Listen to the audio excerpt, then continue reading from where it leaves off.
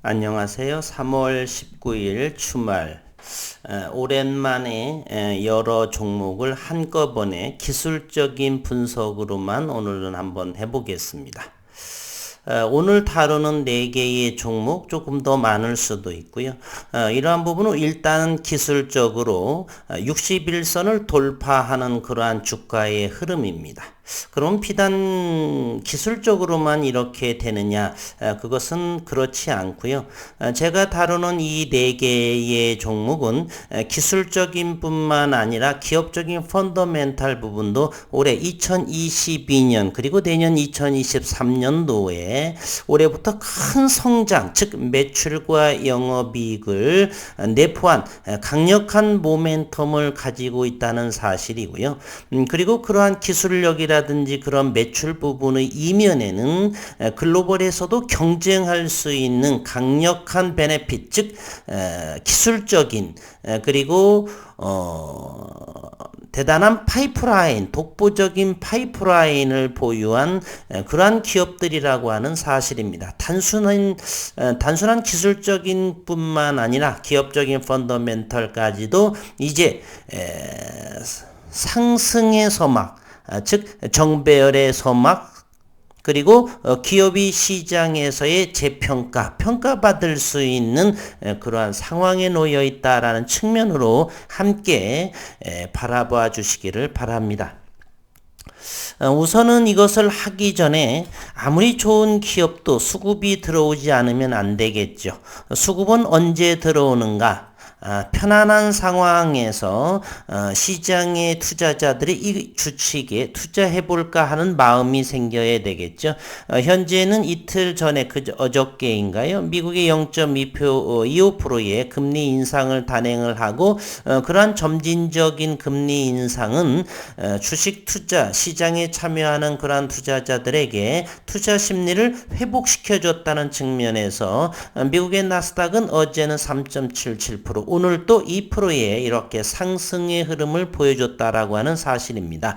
따라서 잠시 후서는 글로벌 증시를 한번 살펴보도록 하겠습니다. 현재 유럽은 러시아와 우크라이나의 전쟁을 동족 상전이라고 볼 수 있죠. 같은 슬라브, 같은 민족임에도 불구하고 전쟁 중에 현재 유럽의 증시는 강보합의 흐름을 보여주고 있고요. 미국 시장은 미 3대 시장이 강세 급등이라고도 볼 수가 있죠. 나스닥은 2%, 그리고 S&P 500 지수는 1.17, 다우존스는 34,754포인트인 0.8%의 상승을 보여주었고요. 필라델피아 반도체 지수가 2% 상승을 보여주었습니다. 그리고 미국 외에 아메리카의 아직은 이 부분이 업데이트 된 것 같죠.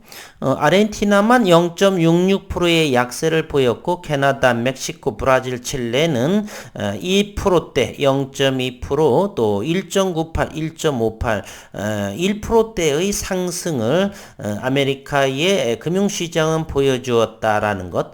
그리고 유럽의 시장은 독일과 영국, 프랑스 이러한 부분도 역시 강보합의 흐름을 보여주었고요.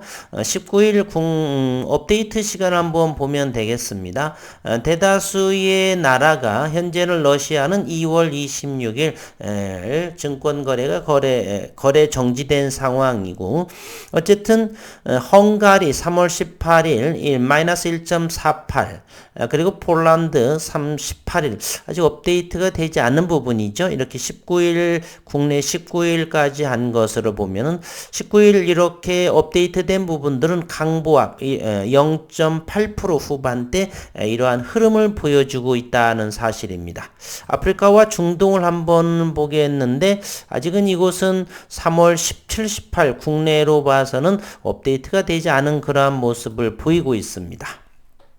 어제 아시아 증시 전반적인 중국의 강한 강보합의 흐름을 보였었고, 홍콩 정도 마이너스 0.4%의 약세의 흐름을 보였다라는 것.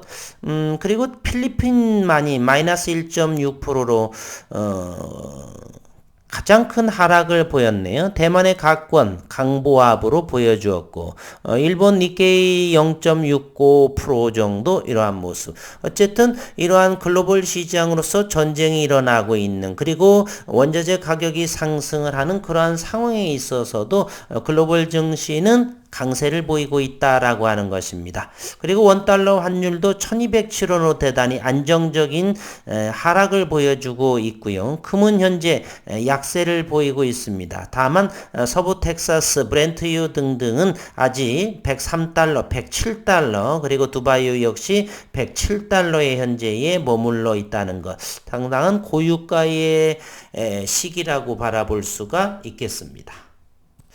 이제 글로벌 시장은 대단히 안정의 흐름이고요. 국내 고객 예탁금 역시 61조 원, 1조 7,400억 원이 빠져나간 61조 원에 해당을 하고 84억 원이 늘어났네요. 신용융자 금액 21조 1,420억 원.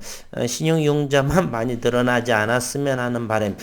현재의 주가의 위치에서의 신용이 조금 늘어난다는 것은 경기 회복이 어느 정도 기대감 정도를 생각을 해볼 수 있습니다. 그러나 여전히 금리 인상의 불확실성 여전히 남아 있지만 우리가 투자자들이 그러한 부분들을 의식을 하는 데 있어서 두려움, 공포만 아니라고 한다라면 좋은 흐름을 보일 수가 있다라는 생각입니다.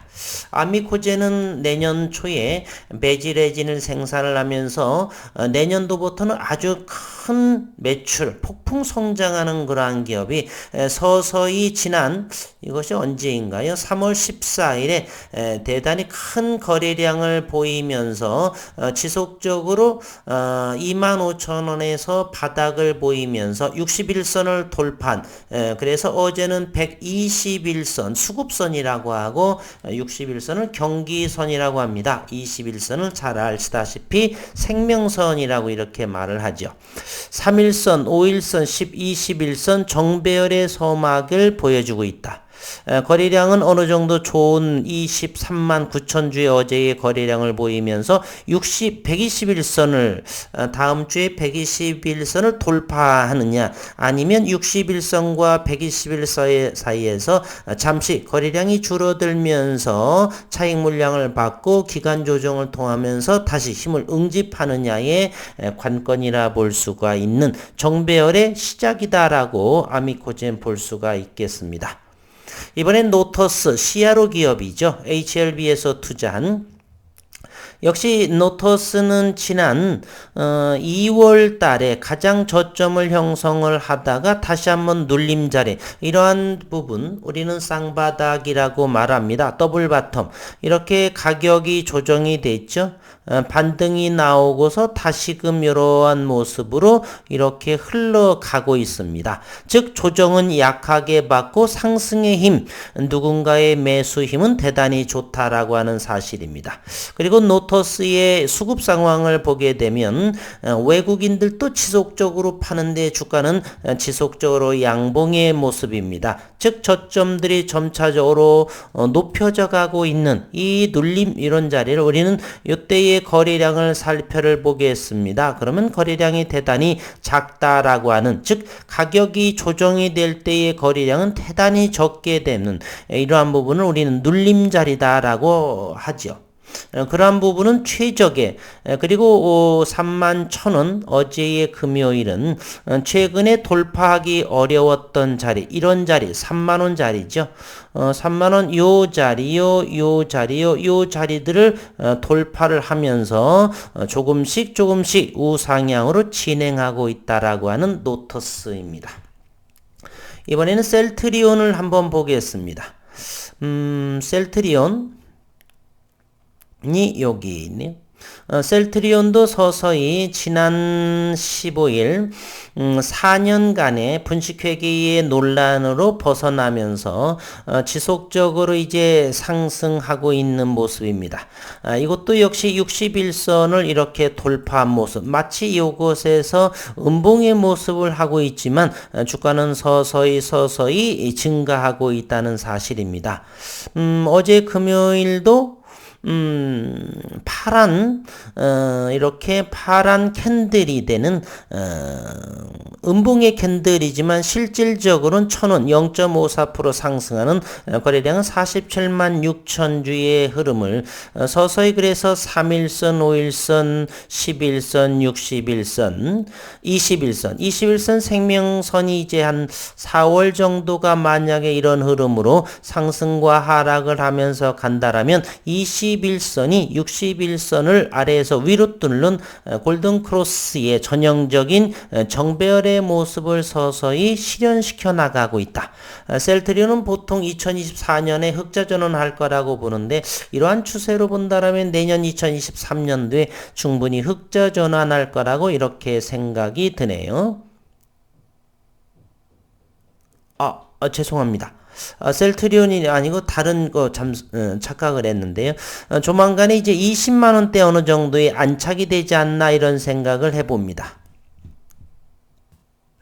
제가 오늘은 10여 년 만에 조카 딸이 하나 있는데 조카가 40이 넘었습니다.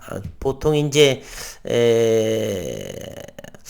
슬픈 일, 조사, 누군가의 벗의 친구가 돌아가셨다든지 이런 부분, 조사 부분은 제가 좀 참석하는 편인데 요즘에는 경사스러운 일들은 이게 좀 부조만 좀 축의금만 보내주고 참석을 하지 않는데 40이 넘은 관연한 조카 딸이 시집을 가니 참석을 안 할 명분이 없는 거라 온통 그 생각을 하다 비도 오고 그런데 그런 생각을 하다 보니까 아직 이 셀트리온하고 다른 제가 생각했던 그러한 종목하고 조금 혼선이 좀 일었던 것 같습니다. 또 제가 또 편집도 못하는 상황이라서 셀트리온 주주님들께 죄송스럽게 어쨌든 현재는 이제 불확실성은 충분히 제거가 되었고요. 일단은 20만원, 21만원에서 업앤다운을 하면서 이런 부분에서 1차적으로 저항이 나올 것을 우리는 예상할 수가 어느 정도 있겠고 이 부분만 그래서 여기에 이거 상당히 매물대라고 하죠. 이 부분을 좀 돌파하게 된다라면 셀트리온이 39만원 할 때까지의 그러한 모습, 지나친 낙폭과대의 모습이 60% 이상이 충분히 더 15만원대까지를 보인 그러한 셀트리온 자존심 상한 일이라 생각을 하고요. 충분하게 20만원대에서 일단은 이곳에서 저항을 겪겠지만 그리고서 25만원, 26만원대이죠. 이것이 2차의 저항선을 잘 뚫어 나가기를 희망해 봅니다. 그리고 응원할 수 있고요. 현재는 61선을 잘 통과하는 5일선이 강력하게 골든크로스를 보이면서 20만원 안착은 시간의 문제가 아닌가 하는 그러한 생각을 해봅니다. 이번은 네 번째로 SK바이오팜입니다. SK바이오팜 역시 처음에 시작은 대단히 시장을 놀랄 만큼 많은 관심을 받았으나 현재는 73,000원까지 1월 말이 최악의 그러한 SK바이오팜이었고요. 이제 서서히 이러한 부분 SK바이오팜하고 조금 전에 셀트리온의 부분은 좀 혼란이 일었던 것 같습니다. SK바이오팜은 2024년도에 흑자 전환을 한 것으로 이렇게 시장에 알려져 있었죠. 이것은 2023년도 말 정도면 어느 정도의 흑자 전환 가능성이 충분하지 않나 그런 생각을 해봅니다. 일단은 95,000원 지지를 받았던 94,000원, 95,000원까지가 여기에서 저항의 역할을 좀 받지 않을까 하는 생각. 여기에서부터 10만원까지 어느 정도의 거래량으로 이것을 돌파하게 될지 아니라고 한다라면 구렁이 종목이 담 넘어가듯 은근슬쩍 적은 거래량으로도 이곳을 물론 저항의 매물대 역할이 있겠지만 팔지 않으면 주가는 적은 거래량 수급이 사고자 하는 그러한 수급이 강하다라고 한다라면 충분하게 넘을 수도 있기 때문에요. SK바이오팜에서는 장기준 분들이 제가 알기로는 많이 계실 걸로 믿습니다. 대한민국 최초의 FDA 신약으로서 곧 머지않은 시일에 블록버스터 값 그 매출 1조 원에 해당하는 약품을 블록버스터 약품이라고 그러죠. 그러한 부분을 언제쯤 오래지 않아서 달성하지 않는 한국 최초의 블록버스터의 신약으로 등극하지 않을까 이런 생각을 저는 해봅니다. 역시 이것도 기술적으로 보게 되면은 61선을 강하게 돌파한 모습 이제 곧 21선이 61선 돌파할 그런 상황 4월 정도라면 그러지 않을까 하는 생각을 해봅니다. 지금 4개의 종목을 소개해드렸는데 대다수가 전부 제약바이오이죠. 1년 반 동안의 제약바이오의 모든 제약바이오를 보게 되면 끔찍할 상황입니다. 가격 조정이 대단히 심해졌던 모습이죠. 그리고 이렇게 RF텍이라는 것도 현재 히알루론산 필러라든지 이런 부분 서서히 61선을 돌파하기 직전에 놓여 있다라고 하는 것. 국일제지 역시도 61선을 돌파해서 조심스럽게 저점들이 높여져 가는 그러면 이렇게 전체적으로 볼 적에 1년 반 동안에 가격 조정이 되었던 그리고 그 기업들이 가지고 있는 독보적인 기술력, 글로벌 시장에서도 당당하게 아직은 시기상조이지만 그러한 기술력, 파이프라인 그러한 부분을 보유하고 있다라면 시간의 문제이지 시장을 놀랍게 시킬 만한 우리가 그토록 원하는 텐베거의 그러한 수익률은 그리 오래되지 않았다, 머지 않았다 이렇게 말씀을 드립니다. 오늘은 정배열의 시작인 61선을 돌파했던 그러한 종목들 4종목을 좀 더 아미코젠, 노터스, 셀트리온, SK바이오팜 그리고 다른 여타의 그런 몇몇 종목들을 보게 되면 서서히 기지개를 켜는 모습 그럼에도 여전히 불확실성 고유가의 금리 인상이라는 그러한 가시밭길은 조금 남아있지만 어느 정도는 그러한 가시밭길을 충분히 헤쳐나갈 수 있는 국내 금융시장의 체력을 저는 믿어보겠습니다.